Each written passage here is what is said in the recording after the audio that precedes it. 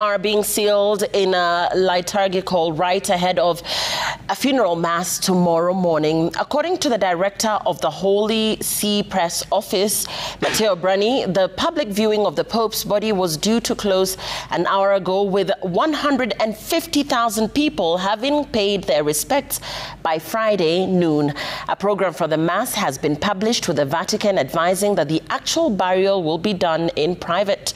Olive Barrows has more details. True to his papal name, inspired by St. Francis of Assisi, the patron saint of the poor, Pope Francis's funeral will reflect the simple life he led.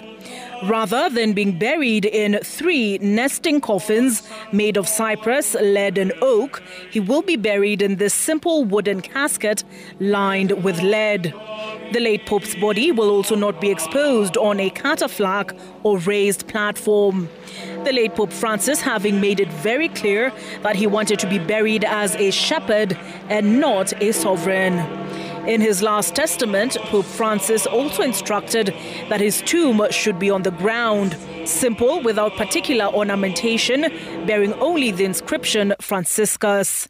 He will also be the first pope in more than 100 years to be buried outside the Vatican in Rome's Papal Basilica of St. Mary Major, given his reverence for the Blessed Virgin Mary. The funeral mass for Pope Francis will be held in St. Peter's Basilica Square on Saturday morning from 11 a.m. Kenyan time. The mass will be led by Cardinal Giovanni Battista Re, the 91-year-old dean of the College of Cardinals, with patriarchs, archbishops, bishops and priests from across the globe taking part. It will be attended by, among other dignitaries, U.S. President Donald Trump, Ukraine's President Volodymyr Zelensky, French President Emmanuel Macron, Prince William and UK Prime Minister Keir Starmer. The President of Argentina, Javier Milei, will however take precedence, given it was the Pope's homeland, followed by Italy's President Sergio Mattarella, followed by members of royal households and other presidents in French alphabetical order. Following the mass, the vehicle carrying the Pope's body to St. Mary Major will leave from the Perugino Gate to the Vatican. It will not pass through St. Peter's Square.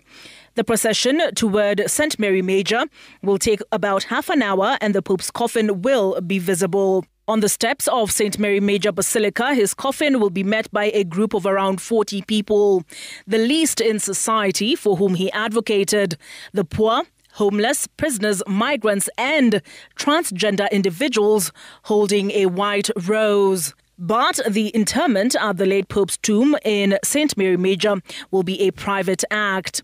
Saturday's Mass will mark the beginning of Novem Diales, a period of 9 days of mourning that ends on Sunday, May the 4th. It is not yet clear when the conclave of cardinals will gather to elect the 267th Pope. But on Sunday afternoon, they will visit Pope Francis's tomb and then gather for Vespers. For 1.4 billion Roman Catholics, half of all Christians worldwide, and equal to the populations of India and China, Saturday's interment of the Supreme Pontiff will mark the end of an era. Olive Barrows, Citizen TV.